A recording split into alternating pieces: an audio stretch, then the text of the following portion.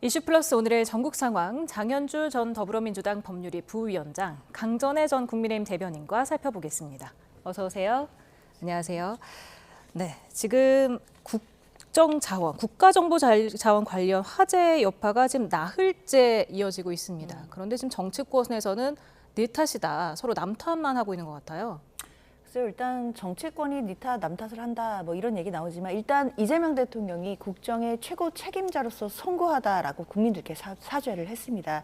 사실 이런 모습들은 책임지는 그런 대통령으로서의 또 책임자로서의 모습에 적합하다라고 평가할 수 있을 것 같은데요.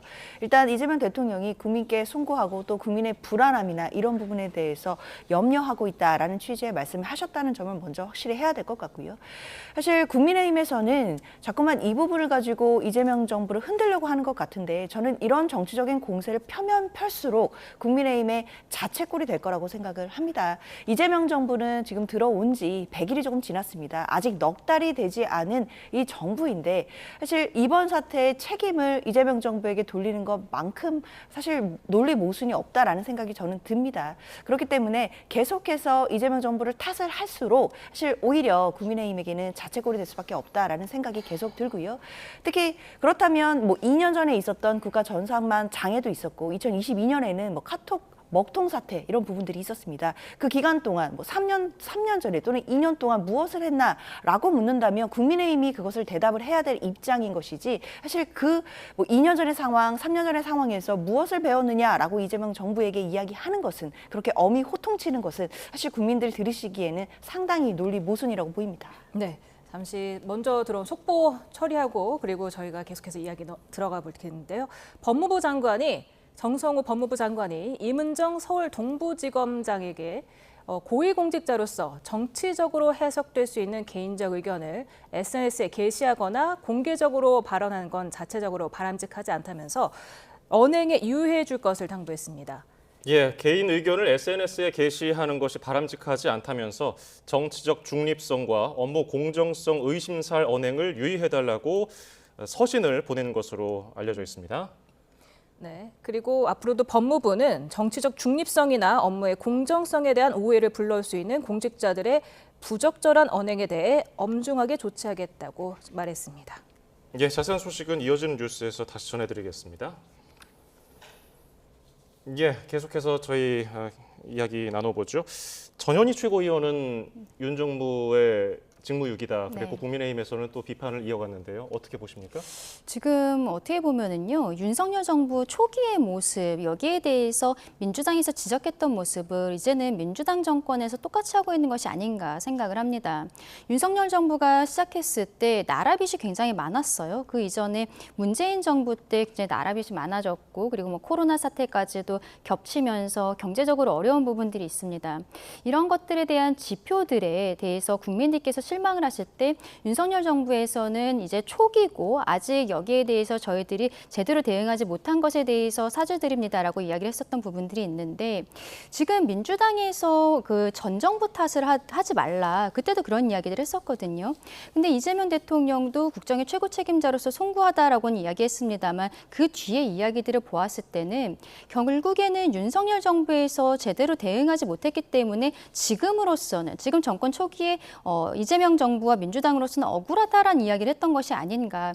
이것이 그동안은 민주당에서 이야기했었던 책임지는 모습인가에 대해서는 좀 아쉬움이 있다라고 말씀을 드리고 싶습니다. 이 부분은 앞으로 뭐 사고 과정이라든지 이런 것들이 좀 더 조사가 되어야 될 것으로 보이지만 감사원에서도 뭐 1년 전에 이미 지적을 한 바가 있고 그리고 이 배터리들도 이미 뭐 쓸 수 있는 기한이 한 1년 정도 지났다라는 것들이 나오고 있잖아요. 그렇다면은 윤석열 정부와 이재명 정부 좀 중간에 다 걸쳐져 있다라는 것을 인정을 해야 될 것이라고 생각을 합니다만 어떻게 보면은 비상계엄 이후에 민주당이 보였었던 태도들도 다시 한번 생각해야 된다고 봅니다. 그때부터 이미 본인들이 정권을 잡은 것 마냥 저희 국민의힘 그리고 남아있는 장관들이 업무를 하는 것에 있어서 아무것도 하지 말라라고 이야기를 했었거든요. 관세 협상이 당장의 그 목전에 있었기 때문에 그때 한덕수 전 국무총리라든지 최상무 경제부총리라든지 이런 사람들이 노력 유력하는 모습들, 미국에 가는 모습들을 보였을 때도 민주당에서 모든 이 정국에 대해서는 다음 정권에서 하도록 아무것도 하지 말라라고 이야기를 했던 바가 있습니다. 어쨌든 갑작스럽게 치러졌던 대선이고 이 부분에 있어서 조금 준비가 덜 됐을지 모르겠습니다만 본인들이 그동안에 해왔었던 발언들 이런 것들을 봤을 때는 전 정권에 대해서 책임을 떠넘기는 듯한 대통령의 발언은 굉장히 아쉽다라고 다시 한번 말씀드립니다. 네. 정치권에서 2년 전 이재명 대통령의 발언을 두고 공방이 거세게 일고 있는데요. 어제 이재명 대통령의 사과와 또 2023년 행정망 마비 사태 당시의 녹취 연달아 듣고 오겠습니다. 국정의 최고 책임자로서 송구하다는 말씀을 먼저 드립니다. 즉각적으로 대응할 수 있는 이중 운영 체계를 당연히 유지해야 되는데 아예 그 시스템 자체가 없다는 게 놀랍습니다. 당연히 비용을 들여서라도 대책을 세웠어야 되는데 예측 가능한 일이 실제로 벌어졌고 대비책은 없었다는 것입니다. 이번 정부 여당의 특징 중에 또 하나가 문제만 생기면 전 정부 탓, 야당 탓, 뭔가 남 탓을 합니다. 모든 권한에는 상응하는 책임이 따르는 것입니다. 일하라고 준 권한인데 대통령은 이번 사태에 대해서 아무런 언급이 없으신데 이번 사태의 책임자인 행안부 장관 즉각 경질하는 게 온당합니다. 네, 사과와 함께 2년 전 발생했던 이 전산망 장애를 언급을 하면서 2년이 지나도록 이 국가 전산망 보호를 게을리한 게 아닌지 조사를 할 필요가 있다 이렇게 언급을 한 건데 전 정부를 겨냥한 거 아니냐 이런 목소리도 나오더라고요. 사실 이재명 대통령이 뭐 전 정부를 겨냥하고 전 정부 탓을 하는 것에 주된 목적이 있었다라고 한다면 서두에 국민들께 송구하다라고 사죄를 하지도 않았을 것 같습니다. 사실 이 부분은 전 정부 탓을 한다라기보다는 지금 일어난 이런 전산과 관련된 지금 비상 사태에 대해서 과연 그 원인이 어디에 있는지는 분명히 따져볼 필요가 있기 때문에 대통령이 언급을 한 것으로 봐야 되겠다라는 생각이 드는데요. 이에 대해서 국민의힘은 뭐 행안부 장관을 경질해라, 뭐 마찬가지로 똑같이 해야 되는 것 아니냐라고 정치 공세를 하지만 사실 저는 이런 정치 공세가 상당히 공허하게 들립니다. 왜냐하면 3년 동안 본인들 정부일 때는 하지 않았던 일을 이제 100일 지난 정부가 왜 안 했느냐라고 엄히 소리 높여 꾸짖는 모습인데 이게 과연 국민들 보시기에 사실 적합한 모습인지 이것이 책임 있는 야당의 모습이라고 할 수 있을지 저는 그런 부분들이 의문이 들고요.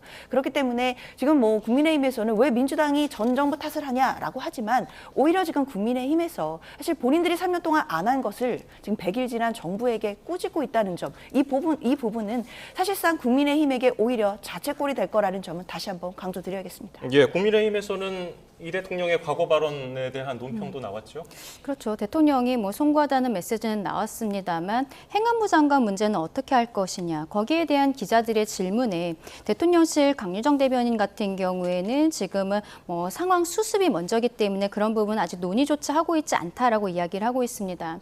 전형적인 내로남불이라는 생각이 들고요. 이게 전 정권 탓을 하는 것이 굉장히 좀 안타깝다라고 말씀드리고 싶은 것이 이 화재가 나고 지금처럼 이렇게 대규모 정보가 마비되어 있는 이런 상황들은 결국에는 전문가들이 짚기로는 가장 중요한 것은 예산을 투입하고 그리고 여기에 대해서 빠르게 처리를 했었어야 된다는 거거든요. 그리고 거기에 대해서 저희 국민의힘에서 전혀 책임감을 갖고 있지 않다거나 그런 상황은 아닙니다. 오히려 지금 상황에 대해서 정부와 여당 같은 경우에는 책임을 통감하고 이 상황을 극복하기 위해서 예산 처리라든지 이런 부분에 대해서 야당에게 적극적인 협조를 요청하는 메시지가 먼저 나왔다면 저희 야당이 지금처럼 날선 반응들을 하지 않았을 것이라고 생각을 하거든요.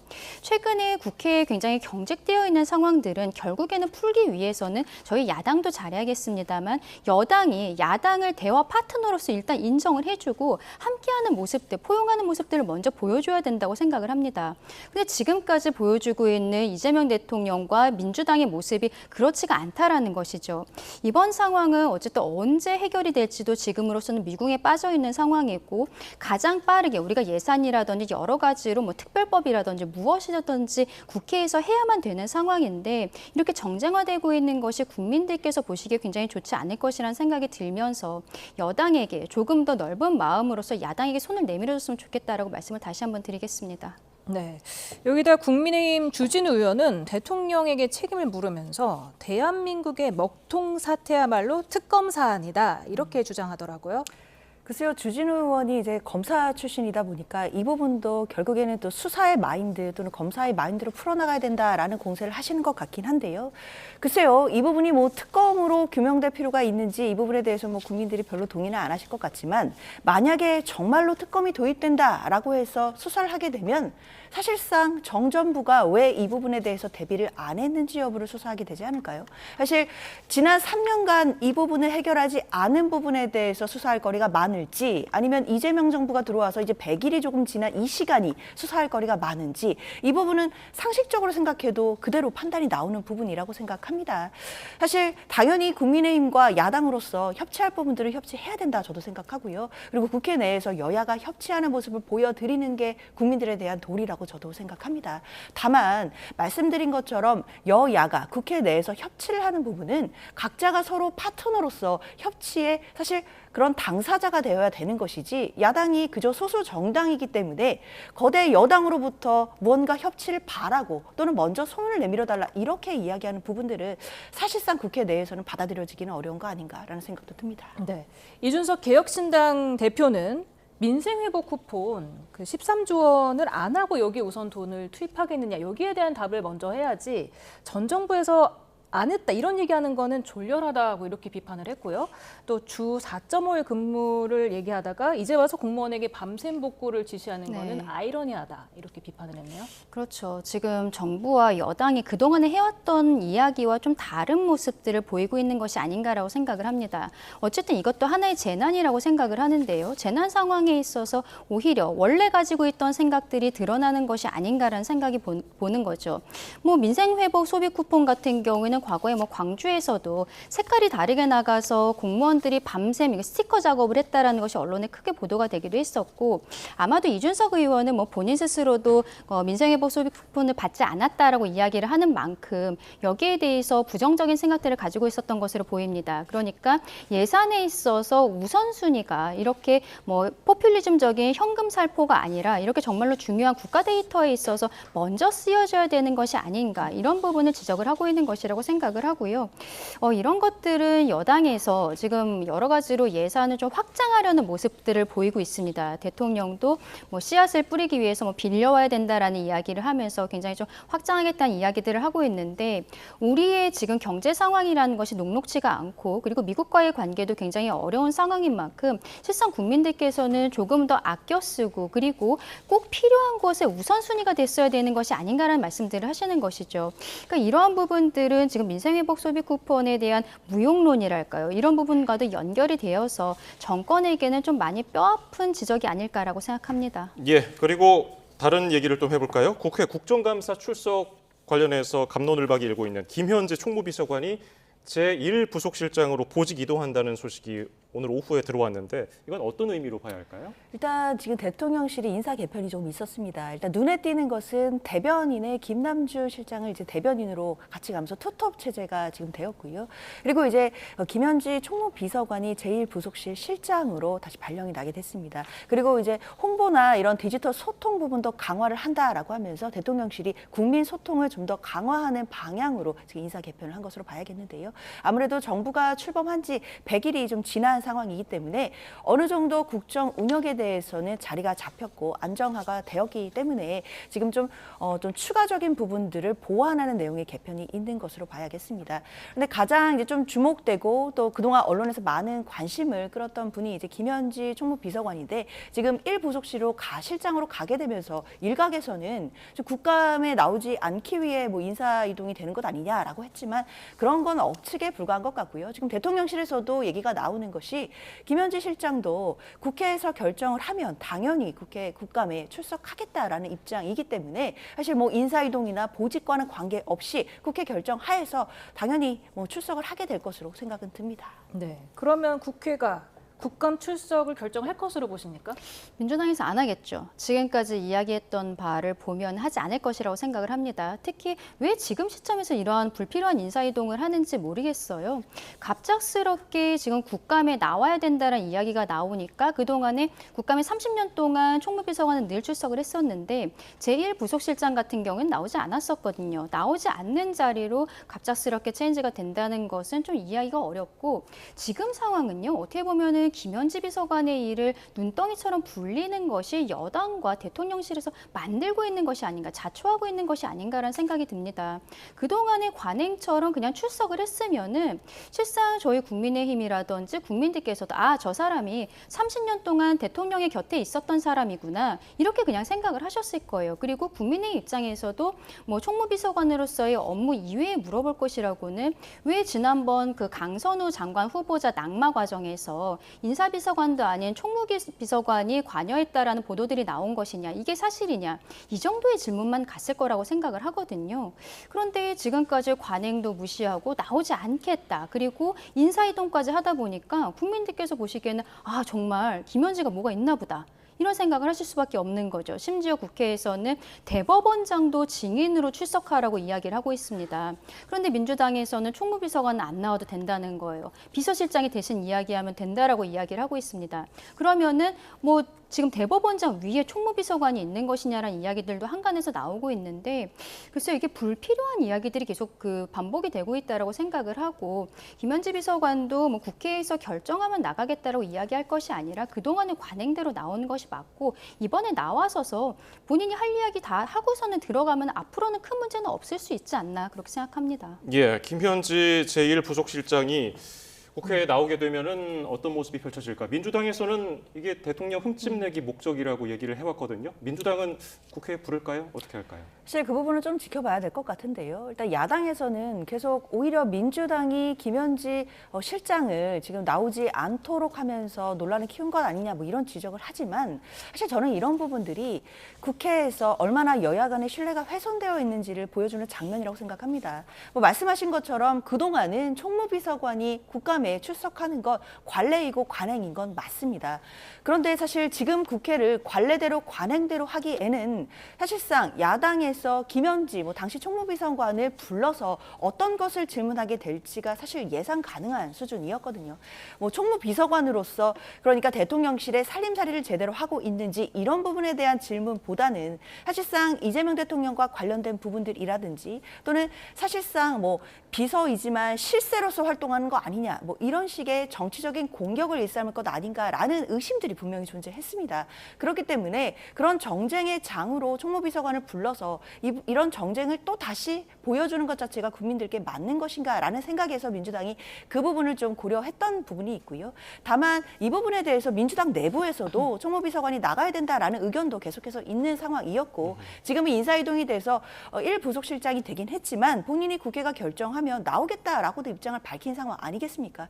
국회 결정 없이도 나가겠다 이런 말을 하면 또 그것만으로도 또 논란이 되었을 것 같기 때문에 저는 원칙적으로 국회가 결정하면 나가겠다라는 입장을 낸 것으로 충분하다라고 생각이 들고요. 아마 국회에서도 관련돼서 아마 또 대대로 현명하게 판단하지 않을까 생각합니다. 네. 지금 굉장히 오래전부터 이재명 대통령과 연을 맺어왔고 그리고 이 대통령의 그림자 측근으로 불릴 정도인데 어떤 인물인지 많은 분들이 이제 국민들이 궁금해할 것 같고요.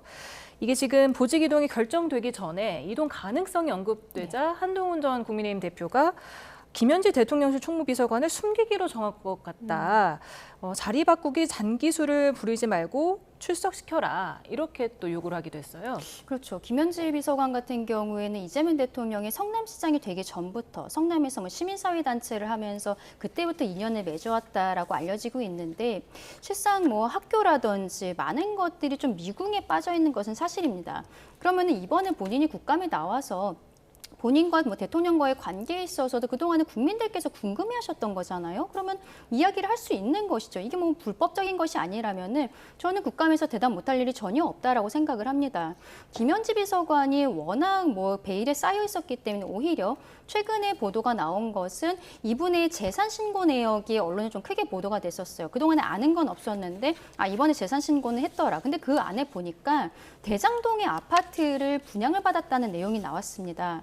그러니까 결국에는 그러면은 대통령과의 관계에 있어서 말하지 못하는 부분들이 있고 그리고 대장동 의혹으로 대통령이 지금 형사사건 재판을 받고 있는데 거기에 있어서 혹시라도 불리한 이야기들이 나올 수 있는 것인가 이런 생각도 국민들께서 하실 수밖에 없거든요. 그러니까 다시 한번 말씀드리지만 이런 형태로 관행을 넘어선 모습들을 보이는 것이 의혹들을 불러일으키는 것이고 그냥 원래대로 나와서 본인이 할 이야기를 선설하고 정확하게 답변을 하면 되겠다라고 말씀드립니다. 예. 자, 그리고 내일 또 국회에서 관심을 끄는 일이 있죠. 조희대 대법원장 대선 개입 의혹 청문회인데 조희대 대법원장이 출석하지 않겠다는 뜻을 밝히면서 지금 또 시끌시끌합니다. 조희대 대법원장이 밝힌 의견서 내용 네. 어떻게 해석하셨습니까? 글쎄요, 뭐 사법 독립 때문에 나오지 못하겠다라는 것이 주요한 골자로 보입니다. 그래서 관련된 뭐 근거 법률이라든지 헌법이라든지 이제 이런 조항들을 또 조목조목 제시하긴 했는데요. 결국 사법권의 독립, 사법의 독립을 침해할 위험이 있기 때문에 본인이 나오지 못하겠다라는 것인데 저는 뭐 일정 부분 존중하는 부분은 사법권의 독립이라든지 재판의 독립도 헌법상 보장되어야 되는 중요한 가치라는 점에 대해서는 모든 국민들이 동의하실 거라고 생각합니다. 그런데 사법부가 스스로 사법부의 독립을 부르짖기 위해서는 전제로 국민의 신뢰를 받아야 되는 것 아니겠습니까? 사실 그런데 지금 국민의 신뢰가 흔들리고 있고 국민들께서 왜 지난 5월에 이재명 대통령에 대한 공직선거법 위반 사건을 전원합의체 회부된 지 9일 만에 그렇게 빨리 처리했어야 했는지 묻고 계시는 상황입니다. 이 부분에 대해서 사법부도 저는 대답할 의무가 있다라고 생각하고요. 이 부분을 제대로 대답하지 못한다라고 한다면 국민들께서는 결국 사법부가 대선에 개입하려고 했던 그런 의심을 갖게 될 것이고 이런 의심 속에서는 사실 진정한 사법권의 독립이 이루어지기 어렵다고 생각합니다. 결국 사법부의 어떤 독립을 흔들고 훼손하는 것은 사법부가 스스로 자초한 부분도 분명히 존재하기 때문에 결자 해제 측면에서 대법원장이 직접 국회에 나와서 관련된 부분에 대해서 국민들의 의심을 씻어드릴 필요도 저는 있었다라고 생각이 들거든요. 그렇기 때문에 그냥 만연히 사법부의 독립 이런 얘기를 하면서 지금 불출석하겠다라고 말씀하시는 것 사실 국민들 보시기에는 아직까지도 사법부의 독립보다는 국민들의 신뢰가 흔들리고 있다는 점을 사법부가 너무 좀 안일하게 보고 있는 것 아닌가 아쉬움이 듭니다. 지금 민주당에서는 조희대 대법원장이 불출석 사유서가 아니라 의견서를 낸 것 자체도 굉장히 오만하다 이렇게 표현을 했더라고요. 그리고 지난 5월에 제출했던 거와 내용이 좀 똑같다던데 네. 이 사유서랑 의견서랑 뭐가 다른 겁니까? 그러니까 결과적으로는 이름만 바꾼 것인데 결국에 어떻게 보면은 본인은 불출석 사유를 이야기할 만한 위치가 아니다. 그러니까 출석의 그 대상자 자체가 되지 않는다라는 의견서를 제출했다라고 봐야 될 것 같습니다. 그렇기 때문에 국회에서는 그 부분이 마음에 안 든다라고 이야기를 하는 것이고요. 사법부의 독립에 대해서 헌법에서 이야기를 하고 있습니다. 지금 사법부의 수장을 국회 청문회 증인으로 부른다는 것은 그럼 다음번에는 행정부의 수반인 대통령도 국회에서 증인으로 부를 수 있다는 거예요. 이런 형태로 하는 것은 상권분리의 원칙에 전혀 맞지 않는 것이죠. 그리고 관련 법에 따르면은 국회에서는 진행 중인, 계속 중인 재판에 관여를 해서는 안 된다라는 분명한 규정들이 있습니다. 그것도 조희대 대법원장이 언급을 하고 있는데 지금 오라고 하는 이야기가 이재명 대통령의 그 5월의 파기환송심 때문인 거잖아요. 근데 파기환송심이 대법원에 있었고 지금도 서울고법에서 재판이 계속 중입니다. 중간 뭐 정지되어 있는 것은 사실입니다만 재판은 계속이 되고 있는 거거든요. 그리고 여기에 대해서 관여하기 위해 지금 민주당 측에서 조희대 대법원장을 증인으로 부르려는 것이 아니냐. 지금 국민들께서도 그렇게 생각을 하신다고 저는 봅니다. 이러한 것들은 너무나 과한 압박이라고 생각을 하고요. 사법부 그 조희대 대법원장을 넘어선 사법부 전체를 무력화하려는 시도라고 보일 수 있다고 생각을 합니다. 근데 이런 것들이 지금 민주당에서 추미애 법사위원장이 결국에는 지도부와 별다른 상의 없이 먼저 진행을 했다는 것이 또 보도가 되기도 했었잖아요.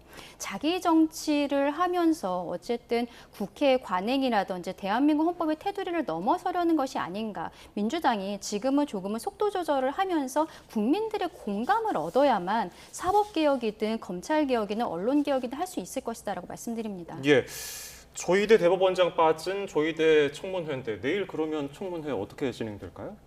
일단 뭐 조희대 대법원장이 뭐 올 가능성은 높지는 않은 것 같고요. 출석하지 않는 상황이다라고 한다면 아마 청문회장은 조희대 대법원장과 그리고 과연 이 사법부의 신뢰가 훼손된 부분에 대해서 아마 그 위원들의 성토장이 될 가능성은 높아 보인다라는 생각은 듭니다.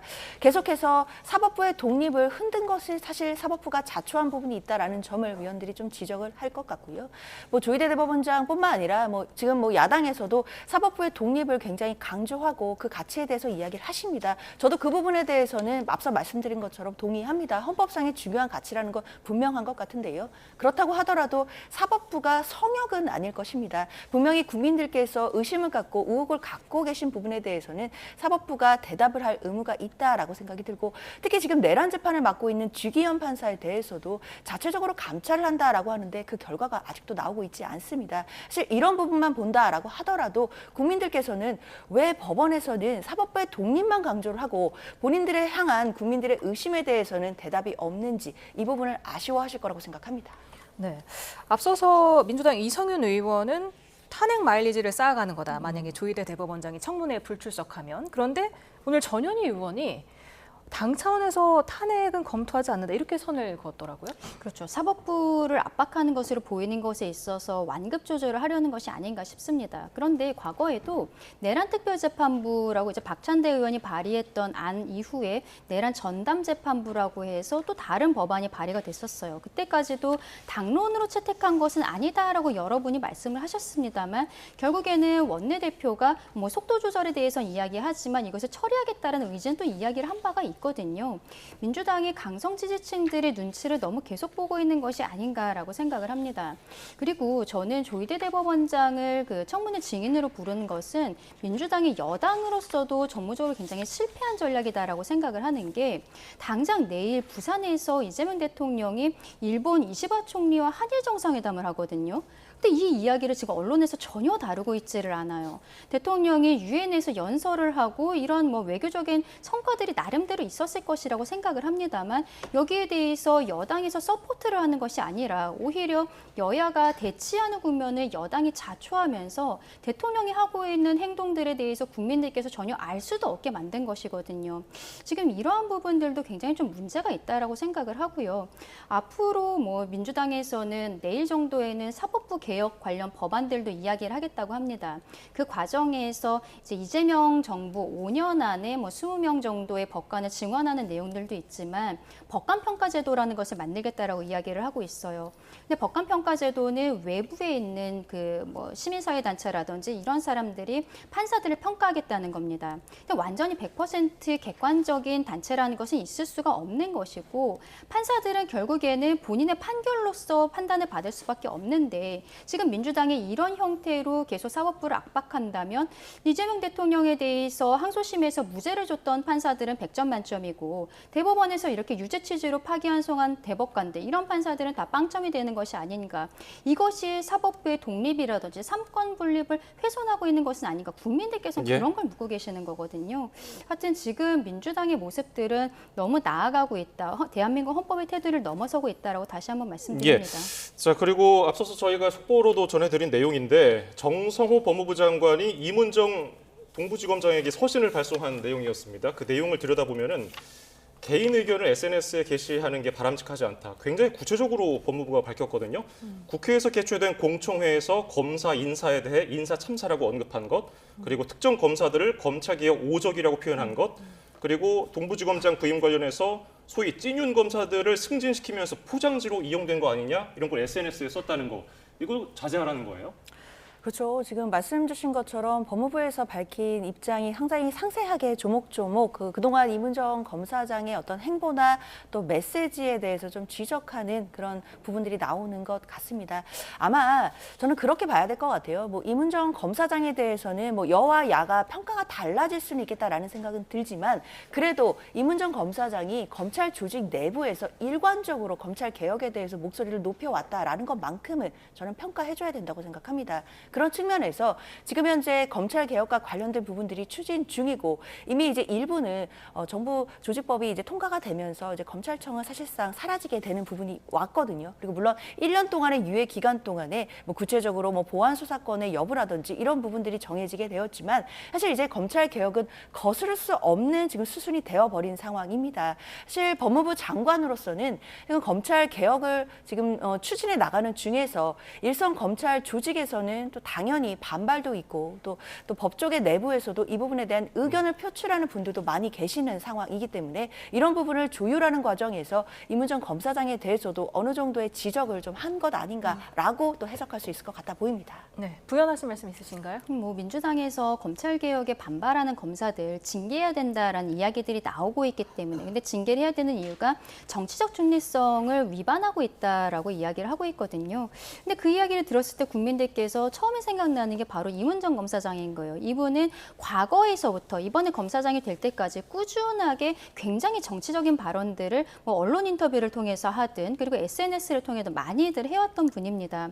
이런 부분에 있어서 저는 정성호 법무부 장관이 지적을 한 것은 굉장히 잘했다는 생각도 들지만 사실은 반면 다른 쪽으로 생각을 해보면은 지금 검찰 개혁에 대해서 반발하고 있는 검사들에게도 조용히 해달라는 메시지를 낸 것이 아닌가. 그러니까 지금 검찰이 어쨌든 1년 동안의 유예 기간이 있고 그리고 이 동안에 보안 수사권이라든지 이것으로 굉장히 시끄러워질 것이라고 생각하는데 저 법무부 장관이 어쨌든 수장으로서 입단속을 한 것이 아닌가라고 생각합니다. 네.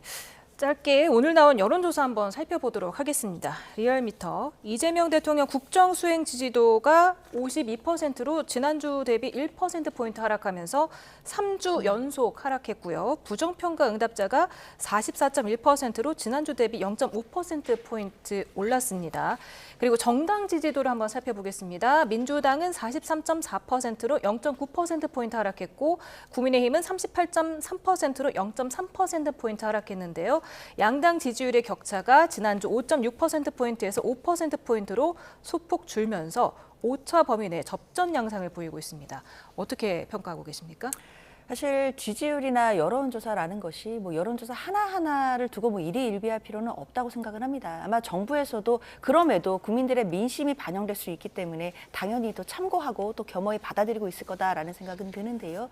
뭐 이재명 대통령의 지지율 같은 경우에는 사실 뭐 비슷한 범위 내에 있긴 있지만 소폭 지금 하락했다라고 볼 수 있을 것 같은데 아무래도 지금 미국과의 관세 협상과 관련해서 지금 우리 정부로서도 어려움을 겪고 있는 것도 분명합니다. 그렇지만 이재명 대통령이 지금 확고한 기준이 있는 것이거든요. 국익을 위해서 포기할 수 없는 부분은 포기할 수 없는 것이고 그리고 국익을 위해서 또 국익을 중심으로 놓고 실용주의 외교를 하고 있다라고 하고 있기 때문에 국민들께서는 아마 이재명 정부를 믿고 조금 더 기다려 주신다면 아마 이재명 대통령이 국익을 가장 우선순위에 놓은 협상을 해내지 않을까라고 기대를 하고 있고요.